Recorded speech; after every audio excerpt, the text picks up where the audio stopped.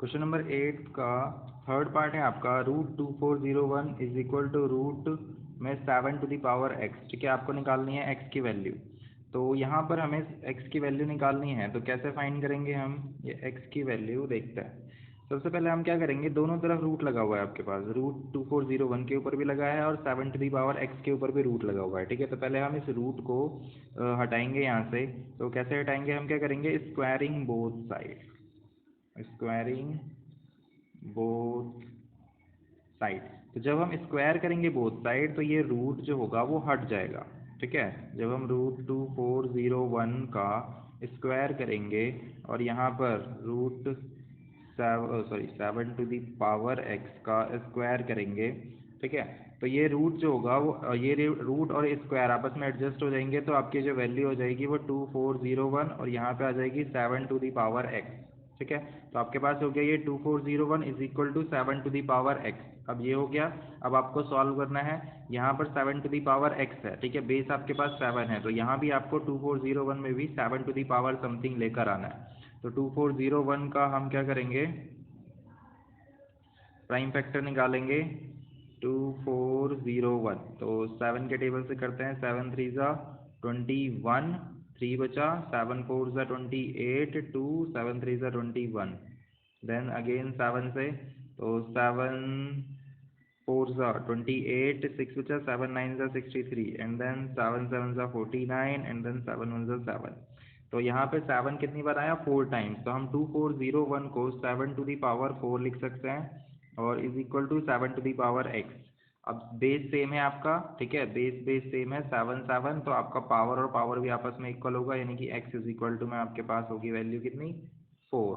ठीक है, ये एक कॉन्सेप्ट देख लेते हैं कि ये रूट और ये रूट का जब हमने किसी भी रूट वाले नंबर का जब हम स्क्वायर करते हैं तो रूट जो होता है वो हट जाता है, ओनली नंबर आंसर आता है। वो क्यों होता है, जैसे कि आपके पास 2401 के ऊपर रूट लगा था। ठीक है, रूट का मतलब क्या होता है, रूट का मतलब होता है पावर 1/2। हमने एक्सपोनेंशियल वाले क्वेश्चंस किए थे लास्ट चैप्टर में, चैप्टर 2 आपका था एक्सपोनेंशियल एंड पावर्स, तो उसमें देखा था कि 2401 के ऊपर रूट लगा हुआ है। ठीक है, तो स्क्वायर रूट का मतलब होता है पावर 1/2, तो 2401 की पावर 1/2। ठीक है, और यहाँ पे देखो हम क्या कर रहे हैं, √2401 का स्क्वायर कर रहे हैं, तो जब आप इसका स्क्वायर करोगे, ठीक है, तो 2401 की पावर 1/2 और उसके ऊपर पावर 2। अब देखो पावर के ऊपर पावर होती है कभी भी, तो क्या होता है, पावर मल्टीप्लाई।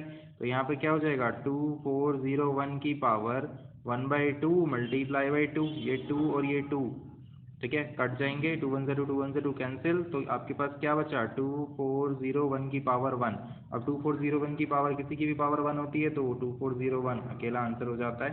ठीक है, तो यहाँ पर इसलिए ये किसी भी रूट वाले नंबर का जब हम स्क्वायर करते हैं तो उसके साथ यही प्रोसेस होता है, क्योंकि रूट का मतलब होता है 1/2 और हम उसका स्क्वायर कर रहे हैं, तो स्क्वायर पावर के ऊपर पावर मल्टीप्लाई, तो 1/2 मल्टीप्लाई बाई 2, 2 से 2 कैंसिल, तो आपका आंसर आ गया 2401।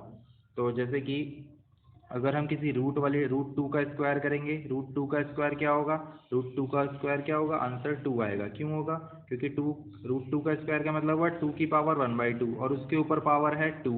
ठीक है, तो पावर के ऊपर पावर मल्टीप्लाई, 2 से 2 कैंसिल, तो आपका आंसर आ गया 2 की पावर 1, यानी कि 2 आंसर। ठीक है, यहाँ पर 2 आंसर है। सेम एज इट इज किसी √3 का स्क्वायर करेंगे तो क्या आंसर आएगा आपके, √3 का स्क्वायर करेंगे तो क्या आएगा आपके पास, 3। तो यहाँ पर हमने क्या किया, स्क्वायरिंग बोथ साइड। तो जब हमने स्क्वायर किया तो √7 टू दी पावर x के ऊपर रूट था, तो इसके ऊपर भी जब हमने स्क्वायर किया तो ये रूट और ये स्क्वायर आपस में कैंसिल हो गए, तो बच क्या गया आपके पास 7 टू दी पावर x, और यहाँ पे भी क्या बच गया 2401। एंड देन उसके बाद तो सिंपल, जैसे अभी तक हम लोग x की वैल्यू निकालते आए हैं, बेस आपको इक्वल करना पड़ेगा। ठीक है, तो हम बेस इक्वल लेके आ गए और उसके बाद पावर और पावर आपस में इक्वल हो गई, तो x की वैल्यू आपके पास आ गई 4। ठीक है, तो ये था आपके पास क्वेश्चन नंबर 8 का थर्ड पार्ट। ठीक है, तो इसका आंसर आपके पास कितना आया है, आपके पास x इज इक्वल टू 4, तो B option is the correct option. ठीक है, नेक्स्ट क्वेश्चन देखते हैं, क्वेश्चन नंबर 8। क्वेश्चन नंबर 8 है आपका ये, रूट में 2 plus √x is equal to 3, then x is equal to, आपको निकालनी है x की वैल्यू, जो x की ऐसी क्या वैल्यू डाली जाए इन चारों में से कि ये LHS और RHS बराबर आ जाए। ठीक है, तो आप क्या करोगे, बारी बारी से सारे नंबर्स डाल के इसमें चेक कर सकते हो जो किस वैल्यू के लिए सेटिस्फाई कर रहा है। ठीक है, एक मेथड तो आपके पास ये है। दूसरा मेथड क्या है कि आप इसकी वैल्यू फाइंड कर सकते हो। तो हम देखते हैं कि इसकी वैल्यू कैसे फाइंड की जाए। तो क्वेश्चन 8 का 4th पार्ट है आपके पास। रूट में आपके पास है 2 + √x इज इक्वल टू 3। हमें निकालनी है यहाँ से x की वैल्यू। तो अगेन देखो यहाँ पर आपके पास रूट लगा हुआ है, हम इसे भूल जाएंगे। जो ये आपके पास कोई चीज़ है, मान लेते हैं कि पूरा एक कंप्लीट नंबर है, ठीक है, इसके ऊपर रूट लगा हुआ है। तो इस रूट को हटाने के लिए हमें क्या करना पड़ेगा, जैसे हमने अभी लास्ट क्वेश्चन में किया था, क्या किया था, स्क्वायरिंग बोथ साइड। तो ये रूट हट गया था, तो यहाँ भी हम क्या करेंगे, स्क्वायरिंग बोथ साइड। तो जब हम इसमें स्क्वायरिंग बोथ साइड करेंगे तो ये क्या हो जाएगा, √2 + √x के ऊपर स्क्वायर लग जाएगा इज इक्वल टू में 3 का स्क्वायर, क्योंकि यहाँ पे रूट है नहीं तो 3 स्क्वायर। अब देखो रूट के ऊपर स्क्वायर, ठीक है, रूट का मतलब होता है पावर 1/2 और फिर उसके ऊपर पावर 2। ठीक है, तो ये रूट और स्क्वायर आपस में एडजस्ट हो जाएंगे, तो आपकी वैल्यू क्या आ जाएगी, 2 + √x, ठीक है, इज इक्वल टू में 3 का स्क्वायर यानी कि 9। अब अगेन यहाँ पर देखो ये 2 + √x, हमें यहाँ से x की वैल्यू निकालनी है। तो ये +2 है, अपोजिट साइड में जाएगा तो क्या हो जाएगा, -2। तो 9 - 2 इज इक्वल टू में 7। तो √x इज इक्वल टू में 7। अब यहाँ से हमें अगेन x की वैल्यू निकालनी है। ठीक है, तो हम क्या करेंगे, अगेन यहाँ पर √x है, तो इस रूट को हटाने के लिए क्या करेंगे, स्क्वायरिंग बोथ साइड अगेन। तो स्क्वायरिंग बोथ साइड, तो यहाँ पे क्या हो जाएगा, √x का स्क्वायर इज इक्वल टू में 7 का स्क्वायर। ठीक है, हम जो भी चीज़ करेंगे बोथ साइड करते हैं। तो √7 का स्क्वायर इज इक्वल टू में 7 स्क्वायर, तो ये रूट और ये स्क्वायर आपस में एडजस्ट, तो x आ जाएगा आंसर, और ये 7 स्क्वायर हो गया आपके पास 49। ठीक है, तो यहाँ पर x की वैल्यू कितनी है, ये आपके पास 49। ठीक है, तो जब 49 इसमें पुट करोगे x की वैल्यू, तो LHS और RHS आपके इक्वल आएंगे, और किसी भी वैल्यू के लिए ये दोनों इक्वल नहीं आएंगे। ठीक है, तो ये आपका क्वेश्चन नंबर 8 था। नेक्स्ट देखते हैं क्वेश्चन नंबर 9। क्वेश्चन नंबर 9 है, find the least perfect square number which is exactly divisible by 8, 18 and 15। ठीक है, ऐसा सबसे छोटा परफेक्ट स्क्वायर नंबर बताओ जो कि 8, 18 और 15 इन तीनों से डिविजिबल हो। ठीक है, यानी कि एक ऐसा कोई नंबर बताओ, ऐसा कोई भी नंबर जो कि एक परफेक्ट स्क्वायर हो। सबसे पहले तो ये एक परफेक्ट स्क्वायर होना चाहिए। ठीक है, ये एक परफेक्ट स्क्वायर होना चाहिए, और दूसरा ये नंबर जो भी आएगा, ये नंबर वो 18, 8 एंड 15 इन तीनों से डिवाइड हो जाना चाहिए। ठीक है, तो इन तीनों से डिवाइड होने वाला एक परफेक्ट स्क्वायर नंबर हमें बताना है। तो वो नंबर कैसे निकाला है, सबसे पहले तो हम ये सोच देखते हैं कि परफेक्ट स्क्वायर नंबर सोचने से अच्छा है आप ये सोचो कि 8, 18 और 15 से डिवाइड होने वाला ऐसा कौन सा नंबर होता है। ठीक है, तो वो नंबर हम कैसे निकालें जो कि 8, 18 और 15 इन तीनों से डिवाइड हो जाए। ठीक है, यानी कि वो 8 के टेबल में भी आना चाहिए, 18 के टेबल में भी आना चाहिए, और 15 के टेबल में भी आना चाहिए। यानी कि हमें क्या करना है, 8 का मल्टीपल भी होना चाहिए, वो 18 का भी होना चाहिए, 15 का भी होना चाहिए। ठीक है, तो इन तीनों का वो मल्टीपल होना चाहिए, यानी कि कॉमन मल्टीपल होना चाहिए, वो कॉमन मल्टीपल, डिवाइड होने वाला नंबर कॉमन मल्टीपल होना चाहिए। ठीक है, यानी कि क्या फाइंड करना है हमें, लोवेस्ट कॉमन मल्टीपल, यानी कि हमें क्या करना है, ऐसा नंबर पता लगाने के लिए इन तीनों का एलसीएम फाइंड करना पड़ेगा हमें। ठीक है, ऐसा नंबर जो कि 8 के टेबल से भी डिवाइड हो जाए, 18 के टेबल से भी और 15 के टेबल से भी, यानी कि वो 8 का भी मल्टीपल हो, 18 का भी हो और 15 का भी हो, यानी कि तीनों का मल्टीपल हो, यानी कि कॉमन मल्टीपल। तो कॉमन मल्टीपल यानी कि लोवेस्ट कॉमन मल्टीपल आपको फाइंड करना है इन तीनों का। ठीक है, तो हम क्या करेंगे, इन तीनों का एलसीएम निकालेंगे। एलसीएम निकालते ही हमें एक नंबर मिलेगा जो कि वो नंबर क्या होगा, इन तीनों से डिविजिबल होगा। ठीक है, अब ये परफेक्ट स्क्वायर होगा या नहीं होगा वो तो नंबर निकालने के बाद ही पता चलेगा हमें। तो पहले हम इन तीनों का एलसीएम करते हैं, तो देखते हैं क्या आता है इन तीनों का एलसीएम। आंसर 9,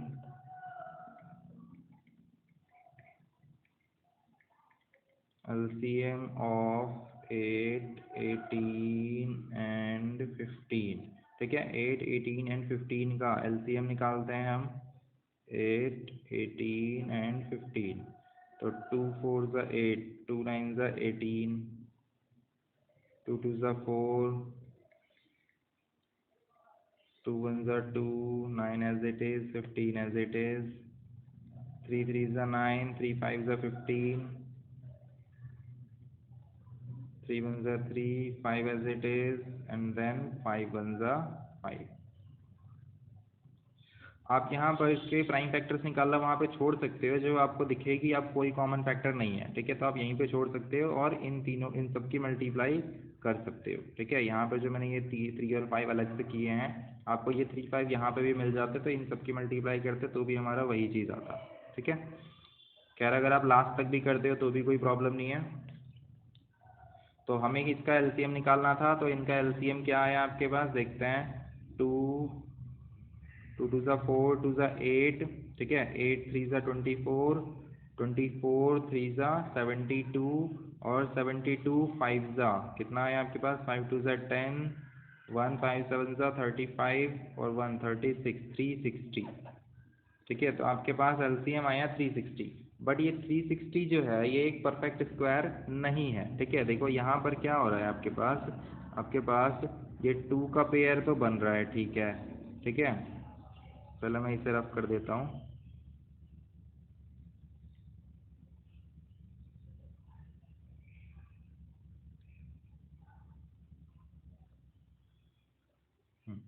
तो आपके पास ये 2 का पेयर बन रहा है, ये 3 का पेयर बन रहा है, बट ये 2 एंड ये 5 इन दोनों का पेयर नहीं बन रहा आपके पास, ठीक है। तो ये 2 और 5 का पेयर नहीं बन रहा, इट मीन्स ये एक परफेक्ट स्क्वायर नंबर नहीं है। जो भी आपका ये 360 निकला है ये एक परफेक्ट स्क्वायर नंबर नहीं है, ठीक है।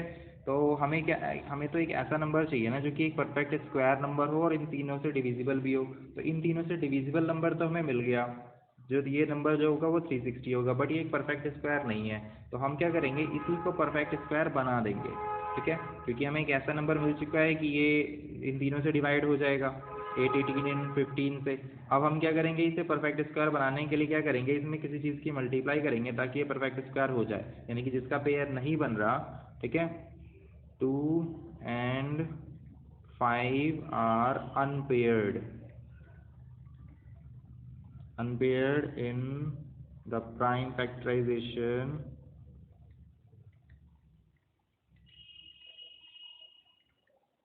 ठीक है। तो 2 and 5 जो है वो अनपेयर्ड हैं, 2 and 5। तो हम क्या करेंगे, 2 और 5 से इसकी मल्टीप्लाई कर देंगे। तो 2 and 5 जो है अनपेयर्ड का मतलब क्या हुआ, आपको टोटल किससे मल्टीप्लाई करना पड़ेगा, 2 multiply by 5, sorry 2 multiply by 5, यानी कि 10 से मल्टीप्लाई करना पड़ेगा इस 360 को। तो ये एक परफेक्ट स्क्वायर बन जाएगा, यानी कि it should be 360 should be multiply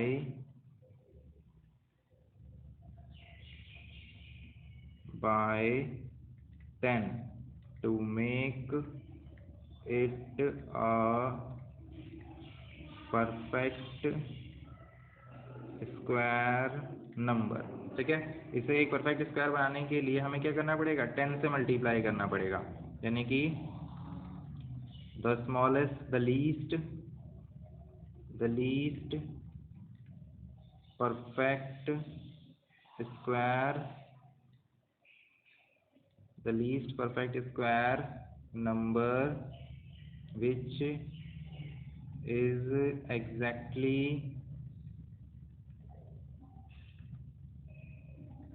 divisible by 8 18 and 15 is equal to में 360 multiply by 10, that is 3600, ठीक है। तो 3600 एक लीस्ट परफेक्ट स्क्वायर नंबर है which is exactly divisible by 8 18 and 15, ठीक है। तो ये था आपका क्वेश्चन नंबर 9। नेक्स्ट देखते हैं क्वेश्चन नंबर 10। क्वेश्चन नंबर 10 है आपका, the students of class 8 in a school organised a picnic. Class 8 के स्टूडेंट्स ने किसी स्कूल में एक पिकनिक ऑर्गेनाइज किया। Each students contributed as many rupees as the number of students in the class. और सारे स्टूडेंट्स ने उतने रुपए कलेक्ट किए पर स्टूडेंट ने जितने उनकी क्लास में स्टूडेंट्स थे, ठीक है। तो if the total contribution is 4096, find the strength of the class. अगर आपको पता है कि उसमें टोटल कंट्रीब्यूशन जो हुआ वो 4096 का हुआ, 4096 का हुआ, तो बताओ कि इस क्लास में कितनी स्ट्रेंथ थी, ठीक है। दैट इज़ आपको क्या बोला गया है, आपको बोला गया है कि बताओ उस क्लास में नंबर ऑफ स्टूडेंट्स कितने हैं। तो जैसे कि हमें क्या बोला गया है कि ईच स्टूडेंट ने कितना कंट्रीब्यूट किया, जितना उनकी क्लास में स्टूडेंट्स थे। इट मीन्स अगर एक स्टूडेंट था, ठीक है, अगर उस क्लास में एक स्टूडेंट थी तो सब ने 1-1 रुपये कंट्रीब्यूट किए। अगर उस क्लास में एक स्टूडेंट थी तो सब ने कितने रुपए कंट्रीब्यूट किए, 1-1 रुपये कंट्रीब्यूट किए। और अगर इस क्लास में 2 स्टूडेंट्स थे तो सब ने कितने रुपए कंट्रीब्यूट किए, 2 रुपीज़ कंट्रीब्यूट किए। ठीक है, सब ने जैसे नंबर ये है आपके पास नंबर ऑफ स्टूडेंट्स, ठीक है, और ये है पर स्टूडेंट कंट्रीब्यूशन, और ये है टोटल। अगर मान लो उस नंबर ऑफ स्टूडेंट जो थे आपके पास कितने थे, 1। मान लेते हैं कि नंबर ऑफ स्टूडेंट जो थे उस क्लास में 1 थे, ठीक है। तो पर स्टूडेंट ने, हर एक बच्चे ने कितना, एक ही स्टूडेंट है तो 1 ही रुपये दिए उसने, तो टोटल कंट्रीब्यूशन कितना हुआ, 1 मल्टीप्लाई बाई 1 तो टोटल कंट्रीब्यूशन हुआ 1 रुपये का ही। अगर मान लेते हैं उस क्लास में टोटल 2 स्टूडेंट थे, तो 2 स्टूडेंट थे, हमें क्या बोला, each contribution contributed as rupees as the number of student. तो पर स्टूडेंट ने कितना कंट्रीब्यूट किया होगा, 2-2 रुपये। तो 2-2 रुपये के हिसाब से कितना हो गया, 2 मल्टीप्लाई बाई 2 टोटल कंट्रीब्यूशन। हर एक बच्चे ने 2 रुपये दिए, और उस क्लास में कितने बच्चे थे, 2 स्टूडेंट थे, तो दोनों ने 2-2 रुपये दिए, 2 मल्टीप्लाई बाई 2 4। अगर उसमें 10 स्टूडेंट्स थे तो सब ने 10-10 रुपये दिए, ठीक है, तो टोटल कंट्रीब्यूशन कितना हुआ, 10 इंटू 10 100, ठीक है। अगर टोटल मान लेते हैं 100 स्टूडेंट्स थे, 100 स्टूडेंट्स, तो पर स्टूडेंट ने 100 रुपीज़ दिए, यानी कि 100 मल्टीप्लाई बाई 100, तो 100 मल्टीप्लाई बाई 100 कितना हो गया आपके पास, 10,000 रुपीज़ का टोटल कंट्रीब्यूशन, ठीक है। तो आपको क्या बोला गया है, आपको टोटल कंट्रीब्यूशन पता है, आपको टोटल कंट्रीब्यूशन पता है, जो आपके पास ये टोटल कंट्रीब्यूशन है 4096, ठीक है, टोटल कंट्रीब्यूशन आपको पता है 4096 है। बताओ कि नंबर ऑफ स्टूडेंट्स कितने हैं, ये कितना है, ये नंबर ऑफ स्टूडेंट्स, ठीक है। तो मान लेते हैं कि let the number of students जो है वो x है। अगर x नंबर ऑफ स्टूडेंट्स हैं तो पर स्टूडेंट ने कितना कंट्रीब्यूट किया होगा, x मल्टीप्लाई बाई एक्स, पर स्टूडेंट ने x ही कंट्रीब्यूट किया होगा, ठीक है। टोटल कंट्रीब्यूशन हो जाएगा आपके पास x multiply by x, number of students x हैं और पर स्टूडेंट कितना कंट्रीब्यूट कर रहा है, जितना उस क्लास में बच्चे हैं। और उस क्लास में हमने माना है कि उस क्लास में x बच्चे हैं, तो हर प्रत्येक स्टूडेंट कितना रुपये देगा, x रुपीज़ देगा, ठीक है। जैसे उस क्लास में अगर 10 बच्चे हैं तो हर एक बच्चा 10-10 रुपये देगा, अगर 100 बच्चे हैं तो हर एक बच्चा 100-100 रुपये देगा, अगर x बच्चे हैं तो हर एक बच्चा x रुपीज़ देगा, ठीक है। तो यानी कि टोटल कंट्रीब्यूशन कितना हो जाएगा आपके पास, x multiply by x is equal to में 4096, ठीक है। तो अब x मल्टीप्लाई बाई एक्स हो गया आपके पास X square is equal to में 4096, ठीक है। अब ये स्क्वायर जब अपोजिट साइड में जाता है तो ये क्या हो जाता है आपके पास, रूट 4096 का रूट आपको निकालना है, ठीक है। तो रूट 4096 कितना होगा, ये होगा आपके पास 64, ठीक है। ये आएगा आपके पास 64 आएगा रूट 4096। तो यानी कि हर एक उस क्लास में कितने बच्चे हैं, 64 स्टूडेंट्स हैं, और हर एक बच्चा कितने कितने रुपीज़ दे रहा है, 64 रुपीज़। तो यहाँ सबसे पहले हम एज्यूम करेंगे कि let the number of students in class is equal to में x, ठीक है। तो x multiply by x is equal to में 4096, तो हमारा नंबर ऑफ स्टूडेंट्स कितने निकल गए, 64। The number of students, there are 64 students in class 8, ठीक है।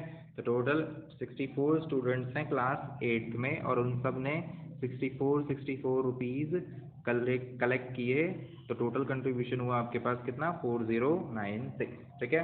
तो इसी के साथ आपकी एक्सरसाइज 3B कंप्लीट हो गई है। नेक्स्ट क्लास में हम लोग एक्सरसाइज 3C स्टार्ट करेंगे।